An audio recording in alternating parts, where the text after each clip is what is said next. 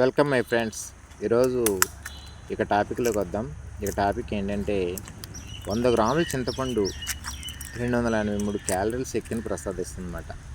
దీంట్లో citric acid గుణాలు ఎక్కువగా ఉంటాయి కనుక చింతపండు ఆయుర్వేద పరంగా పులితేనుపులు అరికట్టడానికి కానీ, కడుపు ఉబ్బరానికి కానీ, జ్వరం, వికారం మొదలైన రోగాలకి మందులే చాలా ఉపయోగపడుతుంది.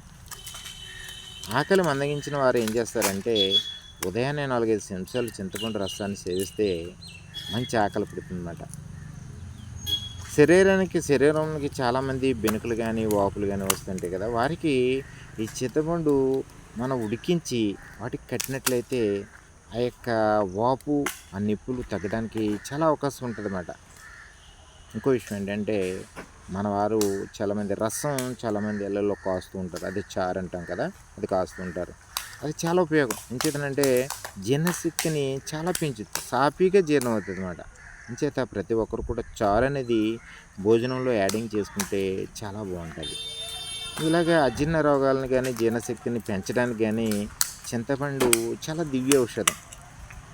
నిత్యం ఈ బాధలు ఎదుర్కొనేవారు ఏం చేస్తారంటే గ్లాసులు పాలలో కాచి చల్లార్చిన చింతపండు రసం 4-5 చుక్కలు వేస్తే పాలు ఇరిగిపోతాయి. ఆ పైన నీళ్ళు తేలుతాయి కదా, ఆ నీటిని 3 పూట్ల తాగినట్లయితే ఆ సమస్య తగ్గడానికి అవకాశం ఉంటుంది.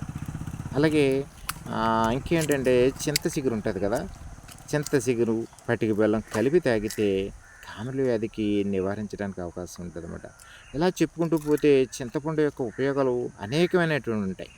కనుక ఈ వీడియో మీకు నచ్చినట్లయితే సబ్స్క్రైబ్ చేయండి, లైక్ చేయండి, నాకు సపోర్ట్గా ఉంటుంది. Thank you.